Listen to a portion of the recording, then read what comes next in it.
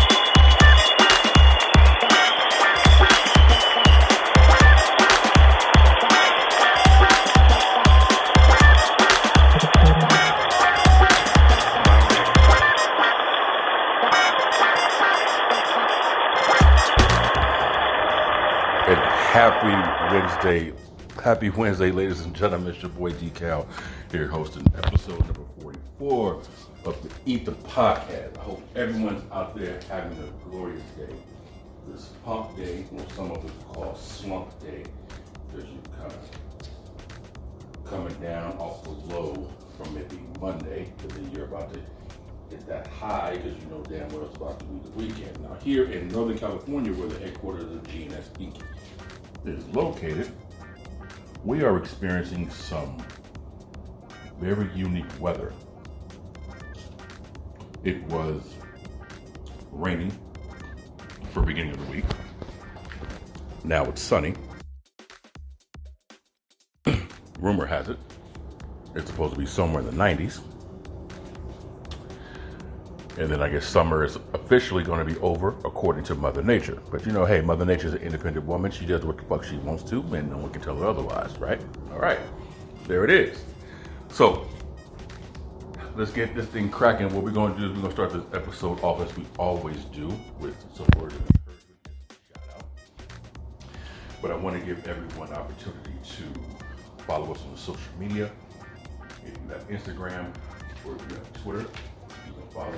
The handle is the same. It's E.I.T.H.R, the E.I.T.H.R. Or you can go ahead and send me messages and DM me. You can have a conversation with me in the inbox, whatever the case may possibly be. Also, for any of the previous 43 episodes that you have missed, you can find our YouTube channel. If you search the GNSC, THEGNSINC, you'll see the logo. And then you'll see the previous recorded episodes between the podcast and a couple of episodes from Club Do You, which we were doing for the weekend, but for the past couple of weeks has been working in the lab trying to get some different music to create for you guys. So the content that we got today is kind of touchy for some people. So we're going to wake some things up. But I want to give a shout out to everyone out there who's maintaining with this weather change, everyone who's going through the gas price seesaw that we're having. And the words of encouragement I want to give to you is don't let anybody steal your peace, right? You cannot put a price on a peace of mind. So if you have to cut certain people off from your life in order for you to have a peace of mind so you can grow and develop as a better person, then that's what you need to do. Because I can honestly tell you that the weight of trying to pull someone up to your level is significantly harder than the weight of letting them go. Right?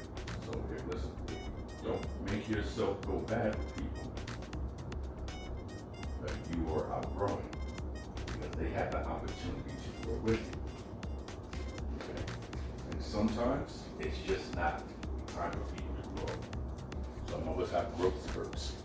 Some of us have a point in life where we just have that spurt and we just grow faster than the others. So it could possibly be that.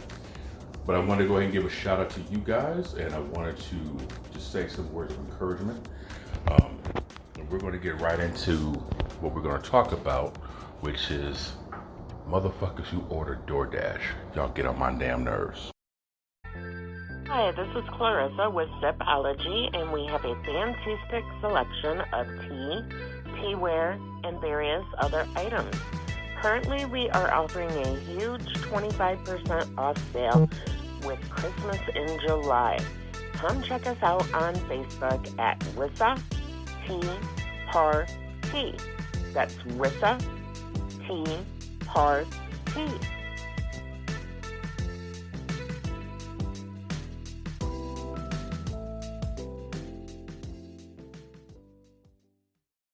This is Dave in Auburn, California, and I'm listening to the E.I.T.H.R with DeCal. Okay, so one major issue that I have with folks who order DoorDash, and I talk to people who do DoorDash and other delivery services, and I got issue with people who deliver for DoorDash as well. But we're going to talk about the customer, because I'm almost certain there's more people who order DoorDash that's listening to this podcast than there are people who deliver with DoorDash or deliver for DoorDash. One of the biggest issues, when you live in an apartment complex, you must understand people. All because you know where you live does not mean your delivery person does too. Okay? It's something small. It's something super simple. But if you can tell your delivery person landmarks to help find where the fuck you live at. Because there are plenty of people who go to apartments where your building number is hidden by trees. Or you order DoorDash late night and your apartment complex is poorly lit and we can't see the numbers. Just a thought. You might want to say, when you enter the apartment complex, coming from said street, coming from the rental office, coming from fill in the blank, turn, third building on your left, first building on your right. I know at nighttime the numbers aren't well lit, so let me guide you where to find me. Another option, if your delivery person hosts at Uber Eats, Amazon, if they contact you to get a hold of you to find out where to find you, people are so damn scared of answering phone numbers they don't recognize. You have no idea that one of the numbers that you don't recognize is exactly the package that you are waiting on. So these folks are trying to get a hold of you because it's 130,000 degrees out fucking side. Or it's, I don't know, 30 feet of rain outside. And people don't want to walk around aimlessly in the rain as much as you don't want to open your door and take your package in 7 seconds while it's raining. So if you don't want to stand there for 7 seconds to receive your food, have some consideration for the person who's walking around your apartment complex for 15 minutes looking for your building. and it's really minor, and it's very, very major to some people. I don't know if y'all were raised by heathens, but a simple thank you, have a good day, thanks, appreciate you, can make your driver feel very, very okay. This was worth it, right? And why do some people who receive DoorDash, why do y'all stand at the doors? Like the driver, like the delivery person, they can hear you at the door. Why do you wait till they turn around to leave to crack open the door like you're sneaking something and pick up the bag and quietly close it? Who the fuck are you hiding from? This person brought your food from the restaurant, drove it from said restaurant, said store, said location, went through traffic, and brought it to your front porch. Why are you feeling as if they are, I don't know, about to invade your house and do a hostage situation? It's so funny to me. And one of my favorite things is when you're walking and you turn around to see if someone's there and they make eye contact with you and they quickly grab the bag and they yank it in the house and they slam it up. It's almost like people can catch COVID from eye contact. That's what some people think. Right? This is not one of those situations where I'm going to sit back and tell you, you need to tip your driver. Listen, I'm the kind of person, tips are gratuity. It's a gratification. It's not an obligation. And I've always believed that.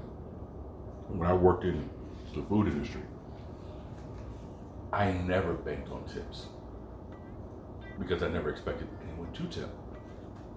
So when I received a tip, I was appreciative of the tip because I understand in some cases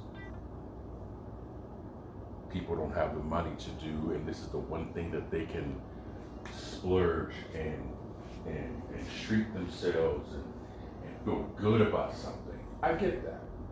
Or they had a really, really, really rough week, and you know what? I deserve this meal from this restaurant that I've always been craving. I'm just going to treat myself. And that might be the little money that they got. I'm going to order it through this service. So for you to be able to tip, that would be nice. Is it mandatory that you tip? No. But keep in mind, the person who is bringing your food, they're doing all the things you don't have to. So gratuity is appreciated. Now to the drivers. Stop that no tip, no trip shit. Because you sound horrible. I do understand that the tip is a gratuity because of all your effort. Makes sense. But at your regular 9-to-5 job, do you bitch at your area manager or supervisor to give you a pay raise because of all the stuff you got to do at your job? Or is it understood this is what you signed up for and anything else that we do is a gratuity? It's gratification. It's not an obligation. Right? Also for people who are delivering. Read the instructions. If the shit says do not knock, do not ring doorbell, guess what you don't do? Take a pick. Here's a hint. Both of them.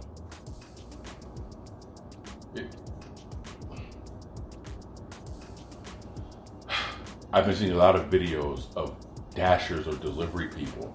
I don't know if they all happen to be DoorDashers, but it sure sounds like they are. Don't eat my motherfucking food because you think ain't no tip. My food is not your gratuity. Who knows? I might be the kind of person that may offer you something. You don't know. But it damn sure ain't your obligation to sit back and eat my food. Because I'm telling you right now, if I order DoorDash and my food was cracked open and there was a chunk of food missing, let me tell you something, bro. I ain't scared of you motherfuckers. I will approach you. Now, I'm not going to sit there and talk about I'm going to do this, that, and the other to you, but you are going to get confronted, right? If the instructions say knock on door, hand to customer, it is not your responsibility, Dasher, delivery person, to drop the food off. Now, this also goes back to people who order DoorDash. Listen, if you are the asshole who lives in a third-story building and you order 1, 2, 5 cases of water, don't you think it maybe just, let me help them with this? I'm not saying that anyone needs the assistance, but I knew of a single mom who took her daughter to help her dash, and they had 3 cases of water. First of all, when I receive DoorDash or any type of food delivery, I wait outside my apartment. That's what I do. So they don't have to worry about looking for the letters and the numbers and the units and I'm already outside with my phone. So then it's one of those when I see the car and they're looking and I'm like, Uber Eats, Grubhub, DoorDash, yeah. David, yeah, right here. And I even have the phone out so they can see the order. Because they don't see our faces. They don't know what we look like. And so they don't know if the name is being ordered for somebody else, if it's a shared account and a spouse or partner is using the account. They don't know what to look for. So again, if you live in an apartment complex and you ain't got no elevator and you ordering a bunch of water or heavy shit, have some consideration for the person who went to Safeway and shot for your 30-pound dog food bag, your 12-pound kitty litter, and your 4 cases of Dasani water. And if you live in an apartment complex, again, help. Now, it's not mandatory that you help. Yes, this is what they sign up for to do the delivery. But in some cases, not all, your assistance up these stairs with this heavy ass shit is just as good as a tip to some of these dashers. Not all. But common sense tells me 30-pound dog food, 12-pound kitty litter, 4 cases of water. Let me shoot them some extra money because these motherfuckers went to the gym to bring me my order. Okay? Have a little consideration for other people that's doing something for you. Dashers. Not everyone is balling. And some people are trying to make ends meet. And they want to make themselves feel a little bit better. So you might not receive extra gratuity because it's all they have. Hello, my name is Candace Romero, and it has been my absolute privilege and honor to be teaching people about doTERRA's essential oils for the last 9 years and helping people live their most vibrant life. If you'd like to learn more about my natural solutions, please feel free to contact me on Facebook at Bay Area Terra Tribe Essential Oils and Natural Solutions, or check out my website, my.doterra.com/Romero. That's my.doterra.com/ROMERO. Thank you. One more thing. When it comes to dashing. Please provide a gate code. You know how many people do not give a gay code? Now, for security purposes, I understand why you don't want to give a gay code to somebody. It makes complete sense. But then it comes right back to the point of, well, answer your damn phone when your dasher is calling you. I don't know. Maybe it's a good idea. I'm just saying. I don't know. Next thing I'm gonna talk about is relationship complications. This is a fun one. My whole life, put it this way, when you are young, your first experience in relationship is what you see in the house. How your father interacted with your mother. How your mother interacts with your father. Or any male figure, female figure that you admire in the home.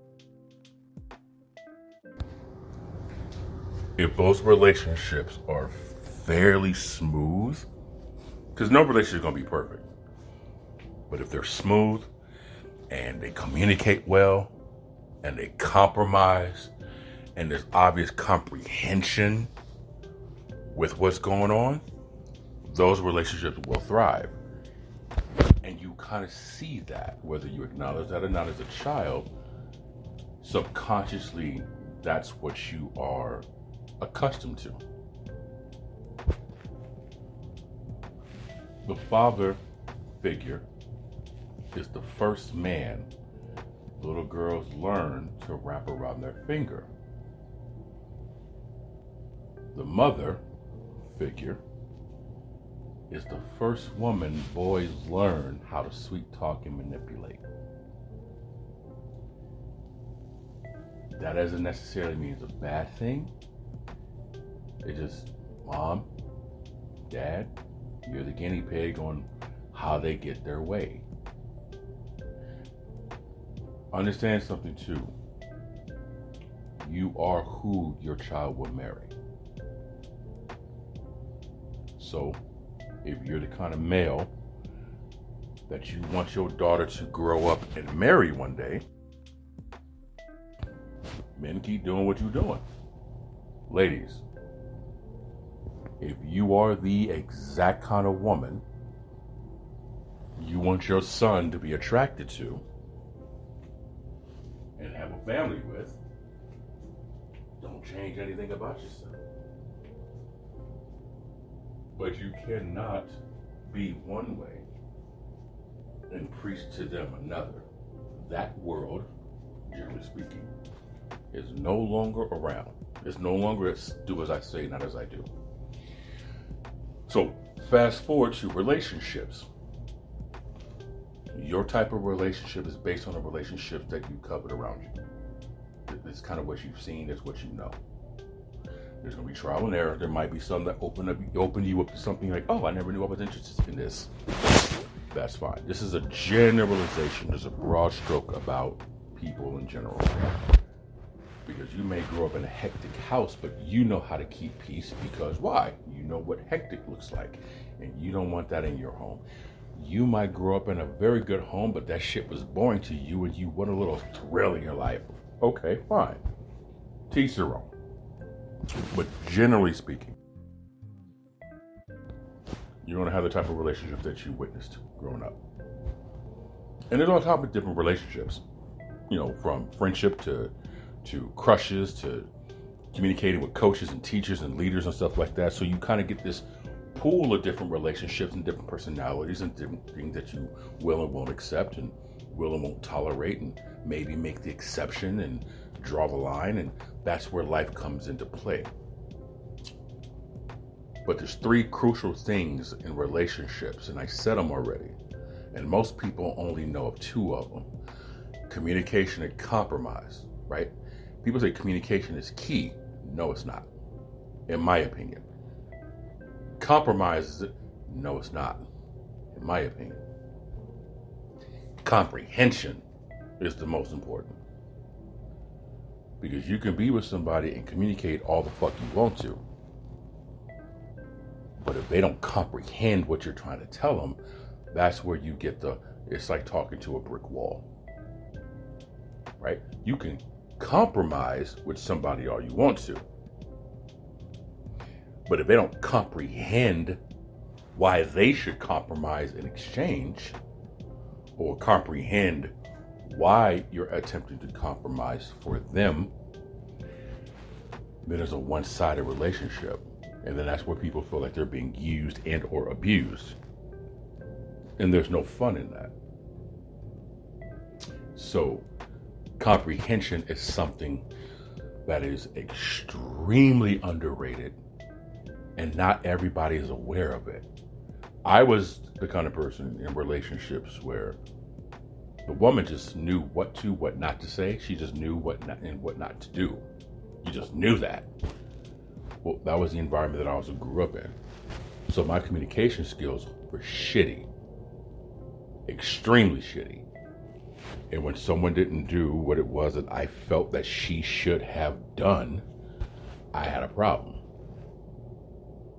But that's because I never really knew communication skills in relationships. Like, intimate relationships. But even friendships, I didn't really know how to communicate. I didn't learn that skill until, I say, 24 and a half, 25 years old. That's when I started to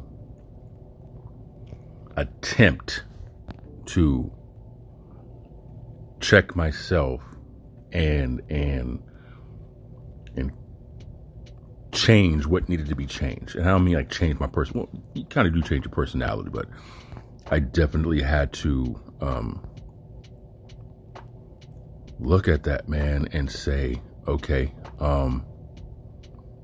this definitely needs to change a bit. So once I did that, it was a lot of trial and error. It was a lot of trying to make things work in a sense to where I'm happy, they're happy. So then I started to learn how to compromise. And it honestly, truly wasn't until early 30s I learned or understood the concept of comprehension, the brick wall, to feeling things are one way. I've also learned when it comes to habits, the human brain doesn't develop fully until around the age of 25, which, side note, is another reason why insurance companies have such high premiums for motherfuckers who are under the age of 25, because by the age of 25, 26-ish, that's when you start to develop you start to develop a little bit of empathy. You still have some experiences you can kind of go off of. You've seen enough to know consequence. So therefore, premiums are cheaper on the other side of 25. So with that said, you start to see things on a whole different scale. So again, that's the time in my life where I had to, like, man, all right, reevaluate some stuff for me. And it's very, very crucial. It's you're going to have some ups and downs. You're going to have some experiences. You're going to have some trial by fires. But it definitely, if you pay attention, it definitely will help you. But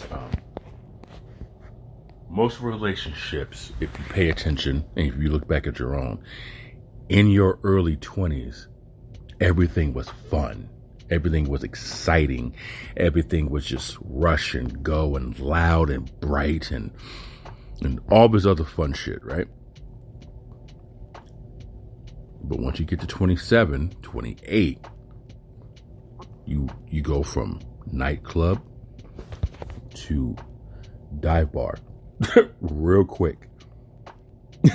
You go from nightclub dance floor to lounging, what is a couch and soft music and dim light and a bartender, maybe a live band for karaoke if you're feeling that once every 2 to 3 week youth within your past. Outside of that, no.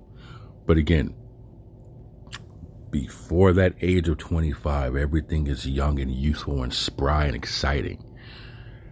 After that, you truly mellow out.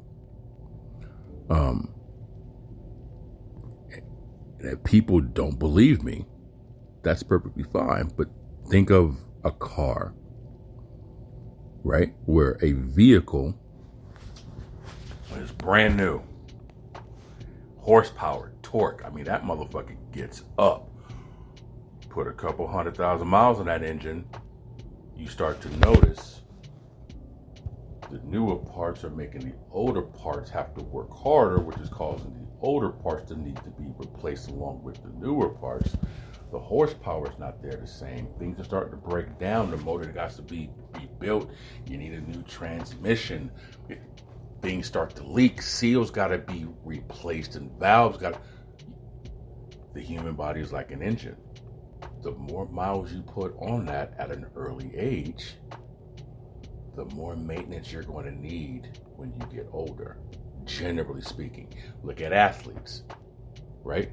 They go hard in the paint in their 20s. I remember Allen Iverson and Dwayne Wade. These were some of the most, in this era, some of the most IDGAF guards of the 2000s. Had no problem going in the paint and falling and bouncing right back up. As they got older, those motherfuckers developed a jump shot. AI went from diving in and jumping on one side of the rim to doing a scoop it up and under on the other side and getting his feet taken from underneath him, landing on his armpit, popping back up, flexing to the crowd, to going into the paint, see the big man, stop, turn around, pop back out, 17-footer. Same thing with D Wade. That man used to go and challenge big men to dunk at the rim. He didn't give a damn if it got blocked or not. You ain't scaring me. I ain't no bitch. Next thing you know, Dwayne Wade drives in, he kicks it out. he learned. Because when you get older, it catches up to you. Kind of a side note. Your parents, as boring as your parents may seem to you while you're in your 20s, and they just want to be homebodies, and they don't want to do anything, and they're just bored. Your parents, believe it or not, were probably out in those streets, running wild. Just a couple of kids. Life was never going to end for them. If you can go back in time and see your parents at your age, some of y'all might get beat up by your mother.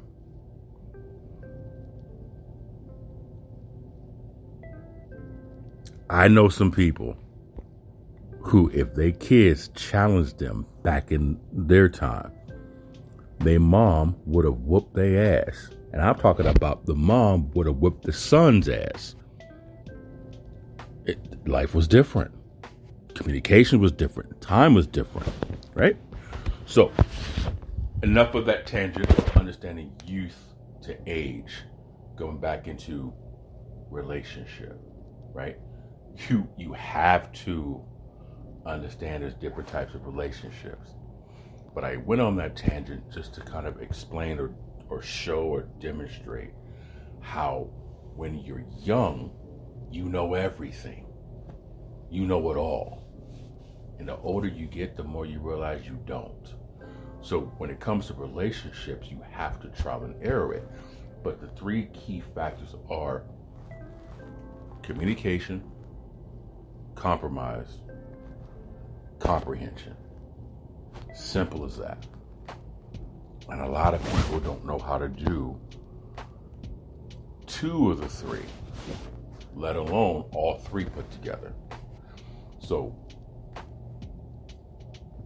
another issue is a lot of people tend to be in relationships that they truly don't want to be in.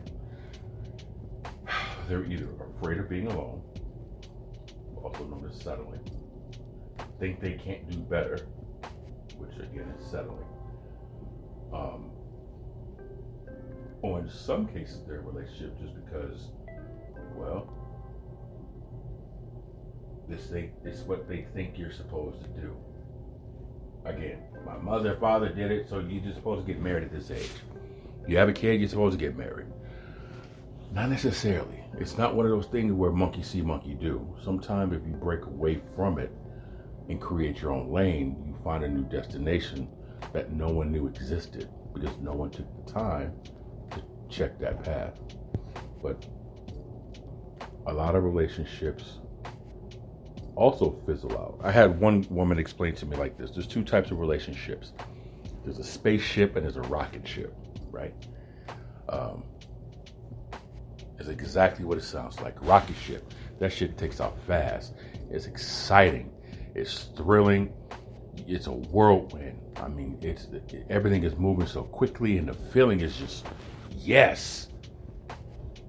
But then the ride is over in a short amount of time. And you get off that ride. It's old now. It's saying, been there, done that, don't want to do it no more. Spaceship, it takes time to build the momentum. Right? It takes a little time to break that atmosphere. And then it starts to go. Then pieces start to break off. And you finally get into the atmosphere. And then you finally start to get off in space. And you're still picking up speed, but it doesn't feel like it is. It's a slow trip where you get to see a lot of things you've overlooked and a lot of things that you may have never noticed, not only about your partner, but about yourself.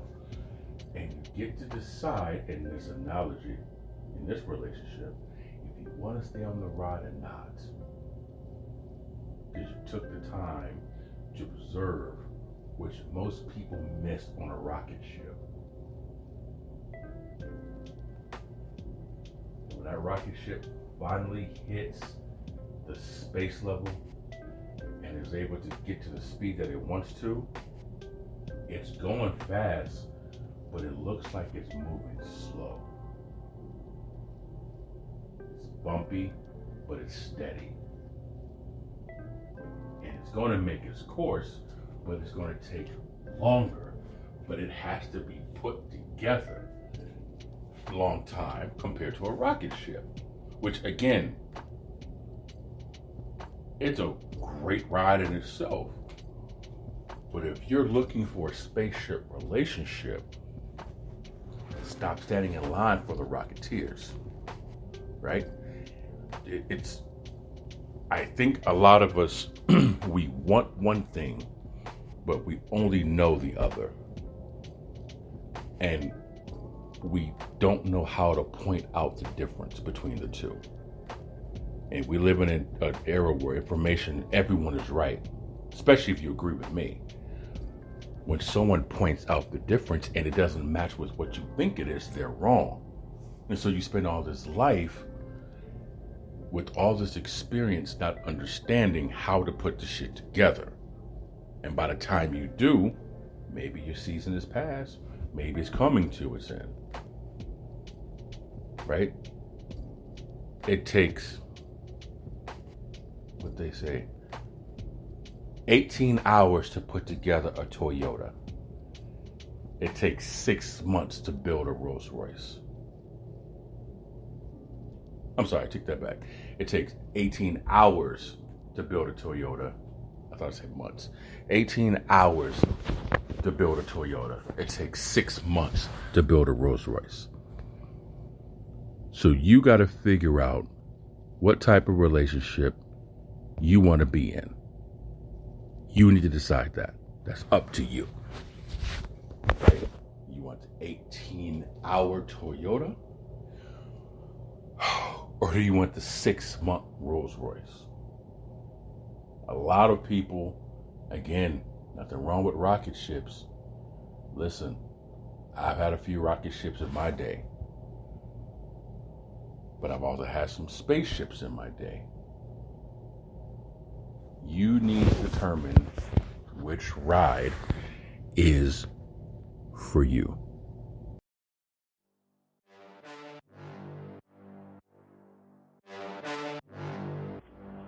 Crush all the struggles and pressures that get in your way, big or small, minor or major. We all are fighting demons that others do not know about. But it's how you handle it that makes it look easy. Shop at Mile.today.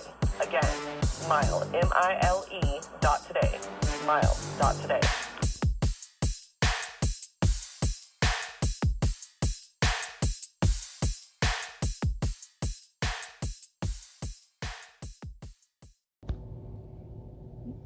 One last thing with the relationship, before I get into this next topic, and this next topic is extremely important to me. When it comes to relationships, you have to know yourself, right? You have to know yourself. And a lot of people are afraid to learn themselves because they don't like who they are, which is where the social media comes into play for some people, which is where the makeup and everything comes into play for other people, which is where the lying and deceptions come in for everybody else. But you have to know yourself, right? I was in a relationship with this stripper who was also a teacher. Beautiful woman, wonderful woman. She's violent though. She has a temper. 80% pathological, 20%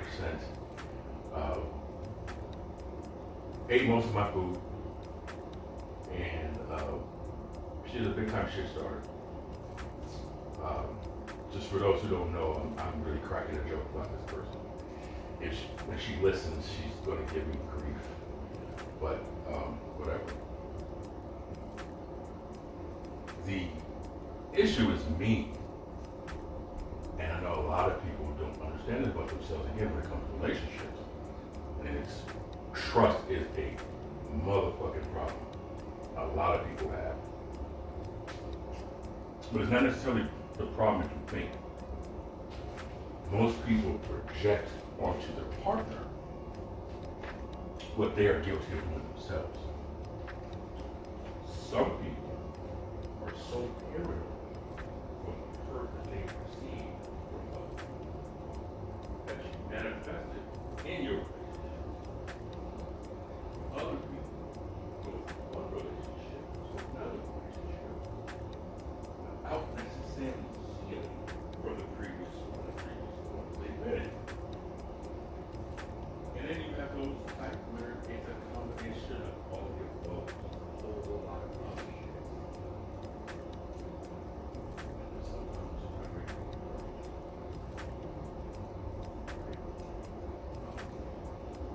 the men are stupid. It makes it to look at physical traits. You know, she got a nice rack, she got a fat ass like that. Or do she fucking fine? Okay. Women are idiots. You know, they look at gray sweatpants season. He has good hair. What's his body look like? That's cool. And all of a sudden you get a motherfucker in there with an elephant trunk and he just lays there. And you're kind of like, is anybody home? Like, it's just stupid. Moral of the story is, the packaging is prettier than the content of what you've been waiting for. And the chemistry just doesn't match. My situation, once I got past the communication part, and Lord knows she can vouch for this shit, the communication part, It's a trust issue, but the trust issue had nothing to do with her. The trust issue had everything to do with me. The trust issue is twofold. One, I don't trust anyone. Two, I don't trust me to trust anyone. So there's two levels of trust right there in a relationship that I have to get through before I can even do anything with anybody else. Because the worst person, my biggest enemy, is my brain and the voice that he has. Because this motherfucker would give me a scenario of something. I'm like, she doesn't even do that. Experiences, it's going to give me that caution. See, the human brain is wired to protect us from danger. It's not a bad thing. It's not a bad thing at all. It's beautiful. The problem is, sometimes it doesn't recognize the level of danger, whether it's self-sabotage or an actual threat. Kind of like Spidey sense. Spider-Man. Sometimes Spider-Man gets his ass in trouble because he ignores his Spidey sense. No, Greg. Yeah. And he'll look at where the crowd's like, what's that? I'm not scared of that. That's no big deal. But that was a diversion or distraction from the problem in the sense of telling you about. Sometimes we ignore our spider senses. And sometimes our senses are dialed to 13. And it makes you very unbearable to be around with other people. So you have to know you.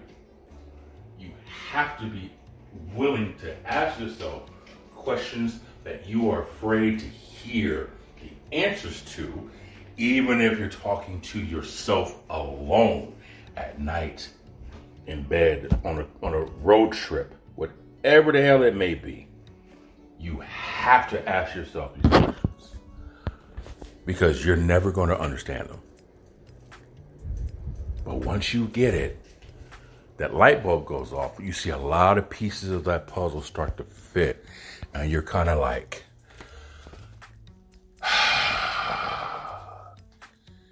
got you. But it's only when you look within yourself to make sure that your relationship with you is solid enough to be able to share you with somebody else. Because if you're not,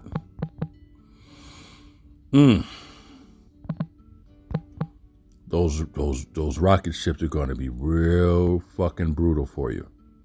I promise you that. Extremely.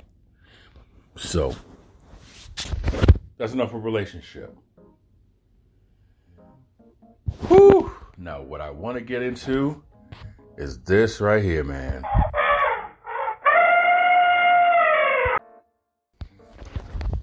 On my description, I called this the A.B.W. A.B.W. syndrome, right? A.B.W. disease. It's not really a disease, but A.B.W. The angry black woman. Everyone knows an angry black woman. Everyone knows a pissed off black woman who's mad about every motherfucking thing, and all she do is just yell and has an attitude and is just too masculine for her man, and just like, goddamn, like, chill, like, come on, man, like, everyone knows that angry black woman. Like, why are y'all so mad? Who hurt you? Who pissed you off? Like, do they really have a problem? Like, do they really have to be angry? And the answer is yes. They do. They have one of the biggest reasons in this world to be angry. See, listen. I love black women. Without one, I would not be here. My daughter's a black woman. Probably can't tell by the way she's been raised. My nieces are black women. My sister's one. My sister-in-laws are. Some of my closest friends are. Some of my crushes I've had through school are. But we're not going to talk about interracial relationships. We're going to talk about the angry black woman. See, what people don't understand about the angry black woman is she's angry for a reason. And no one's ever asked the question, why is the black woman so angry? And it's very, very simple. She has to be. Which is fucked up. She has to be angry. And here's what I mean by she has to be angry. Every other woman, generally speaking, because there's always going to be an exception to the rule, right? But every other woman, in some capacity, is taught or raised how to be a wife.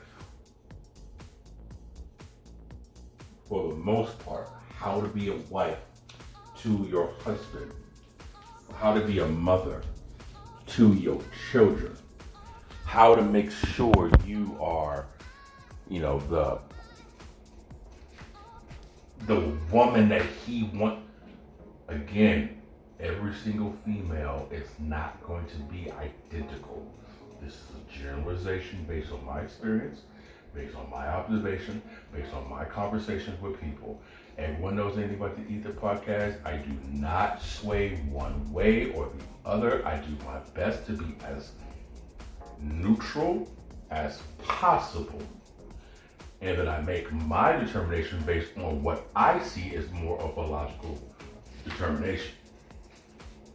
The black woman is not raised like most other women. She's not raised to be a wife. The black woman is raised to be independent. She's raised to be strong. She's raised to be smart. She's raised to be fierce. She's raised to be able to defend herself. She's raised that no one gives a fuck about you in the real world. So you gotta take care of you. She's raised to understand. She came in this world alone. She's most likely going to die alone. And if she can find a strong man, preferably black man, by her side, she has to be his equal. Most women are raised to be soft, delicate mothers. To where, yes, you have to be independent, yes, you have to be strong, but it's a different type of strength that possibly Latin women can relate to.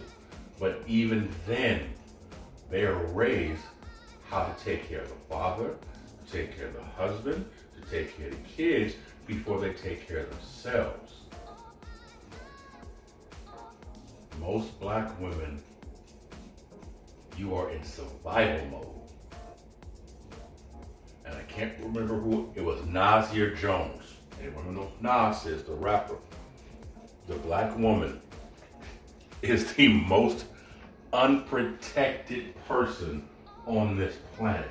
So yeah, all those cards stacked against you, I'll be pissed the fuck off at anybody and everybody too. When the 80s happened, crack hit the neighborhoods. Okay, cool, so that did what it did. Then Clinton's punk ass admitted to doing what he did. with the crackdown and the SWAT teams and all that fun stuff, which was, air quotes, cute, which put a lot of black men, other men as well, but black men in jail for what? Distribution of the same fucking drugs that the U.S. government is now legalizing. So you take the head of the household who was trying to provide in poor neighborhoods, and now you make her dependent on what the government can do. So a lot of these households, all they know is government assistance. It's hustle and government assistance. That's it. We're not even talking about entertaining. We're not even talking about whatever money they see being made outside their home. We're just talking about what's in the household, what pays the bills. Government assistance. So now it's survival mode. You're trying to make two ends meet that are so far apart. You're piecing together anything you can. So now you got government assistance coming into your home, right? Now, which is interesting because the black woman has the stigma of being welfare queen. And then if you motherfuckers look at the FBI's or the federal government's top 10 welfare fraud, I tell you right now, they're lighter than us. They're significantly lighter than us. But that's going to be a different conversation on the E.I.T.H.R podcast. Because I tell you right now, there's a lot more white people, black people, brown people, red people, yellow people have in common than we are told we do, or choose to believe we do. But that's another episode. The angry black woman is an angry black woman because she's black and she's a woman and she's angry because nobody gives a fuck about her. That's the problem. It's so when you sit back and think about it. Even in adoption, she's one of the few to get picked to get adopted. Generally speaking. I know there's people out there who don't see color. Of course you don't. You see Santa Claus, you see the Easter Bunny, you see the East Fairy, you see all this person. You see all life, all peace and power. That is all things going on. You see respected movies, but you don't see racism. Got it. And you know what? Bless your heart.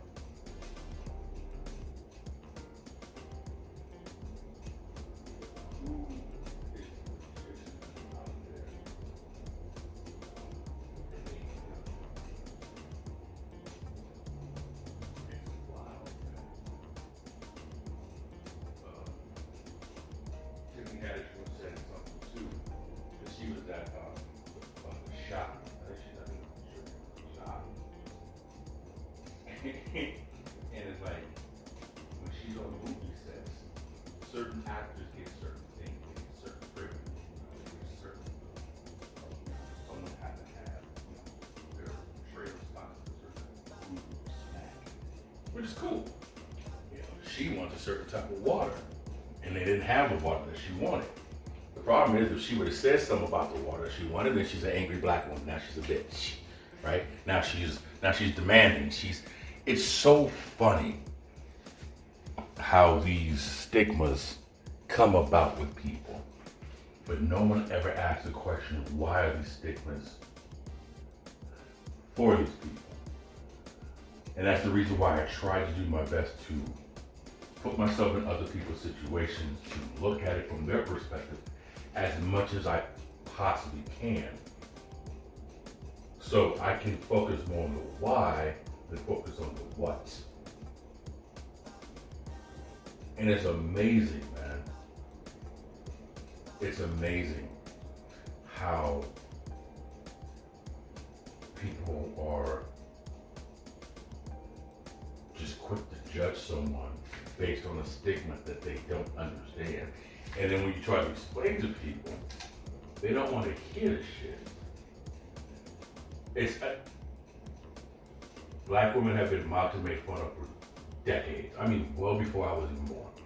I just posted this shit on my personal social media page.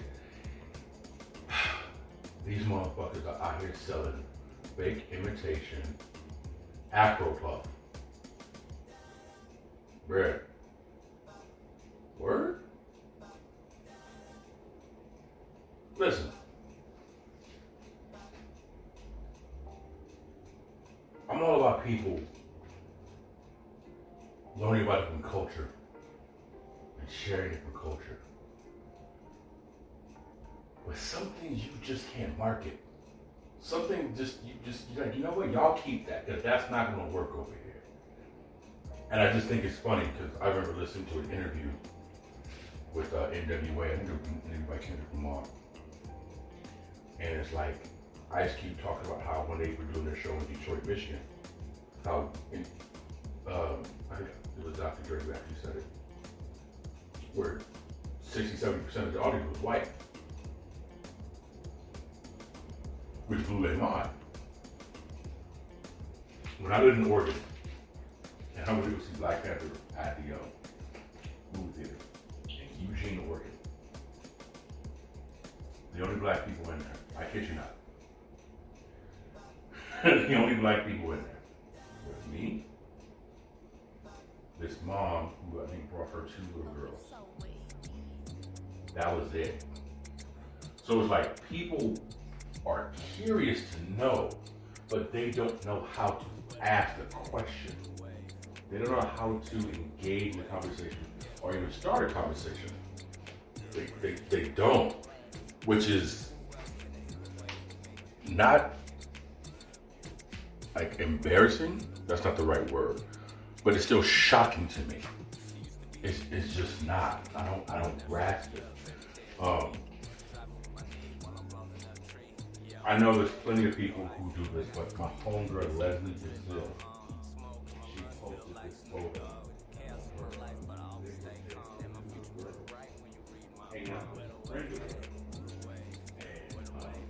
And I don't remember if it was in Leslie's house or Leslie had a daughter go to their house. But I remember hitting Leslie up like, Les, I have to say this is probably the most random thing I'm ever going to say to you. But I gotta give you mad props, because this is how you fix racism. And her 2 daughters were white and the girls were black. And I was like, you have no idea what you're doing for your little girls right now. If you're literally having them around somebody that does not look like them. And it's like, this is how you ignore color. And she says, David, I've been this way my whole life. I don't want my kids ever to see color. You know, there's different cultures, there's different races, but there's no color. There's no, and I kind of just felt she's teaching her daughter, both of them, how to understand where people are coming from when it comes to different issues and social injustices. These 2 little girls are also going to see that, hold up, these folks don't have it as easy as you guys say they do. So it's kind of like you bring in 2 different worlds. And I think when it comes to the black woman, more people need to be a little bit more open to understanding why they're so angry. When it comes to, you know, the aggressive individual, why are they aggressive? Right? Why is so and so in such and such a way that it makes me not want to be around them, especially if you have no reason not to engage with them. If that makes any sense to anybody, man, it bothers me, because I have a lot of friends and I can just tell when they're out and about, they get sized up. Right? And I'm kind of looking at the situation like, this woman can be your best friend and you don't even know it. But because she has a look on, you don't know what kind of day she's having. Anyone can go inside of a coffee shop and look mean without their coffee. But if a black woman does it, she's angry, right? I just feel that myth is something that a lot of people don't understand. And I feel and believe that myth is created to also make the black woman feel she has nobody else but whatever she's given. It's like depriving, right? Because you don't ever hear about the angry white woman, right? We gotta make a joke of that. We call that Karen now, but you never had an angry white woman myth going on. And I just feel that some people are just pissed off because their conditions that they lived in and the way that they're raised. And in my opinion, along with every other female that's out there, man, the black woman needs to be appreciated. The black woman needs to be protected like anybody else needs to, hands down. This should be a question. But I know there's somebody out there who's going to say otherwise. Like I said, man, if you look at the scenario of what's going on in the world, most of your angry non-women of color, they're usually pissed off because they didn't get their way in the service industry. Most of the time. Anybody else is usually some kind of social injustice or some type of housing condition or some type of compensation or some type of legal issue or some type of discrepancy or whatever has to do with their identity. It's something that's not just I ordered this and I got this instead, right? It's kind of one of those. I feel women need to be protected, but especially the least protected woman of all. Yeah. That's just me. That's just my opinion. Like I said, it was a very touchy topic, the relationship thing, and I feel, that the black women that you see are not necessarily the representation of all black women.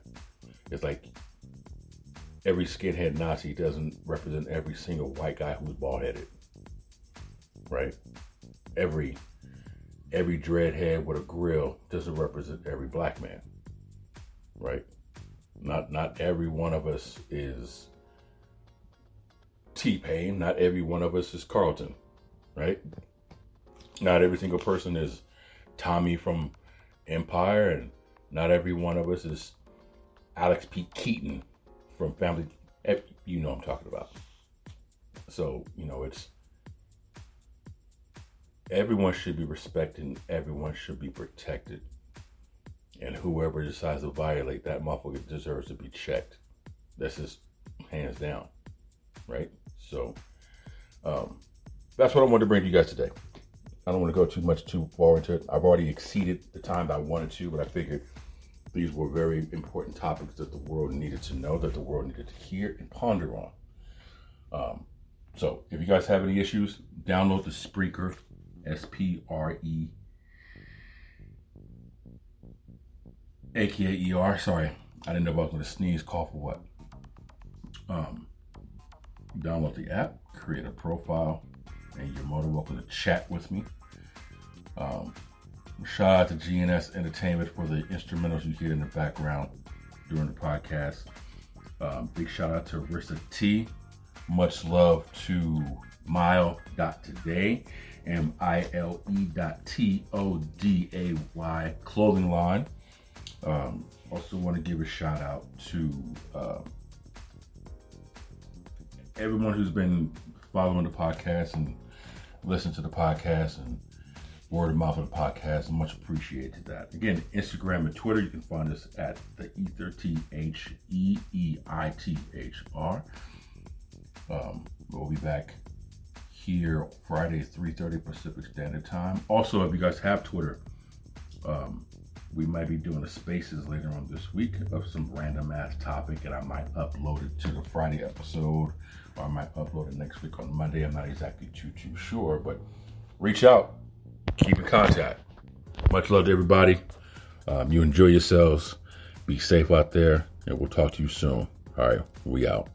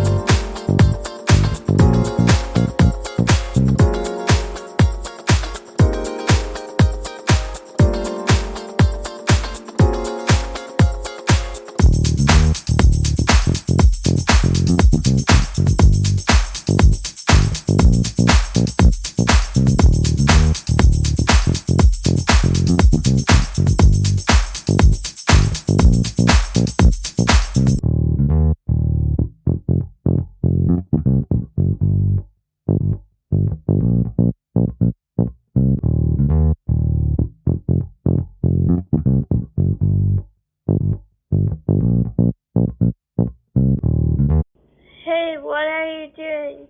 My brother's doing the E.I.T.H.R right now.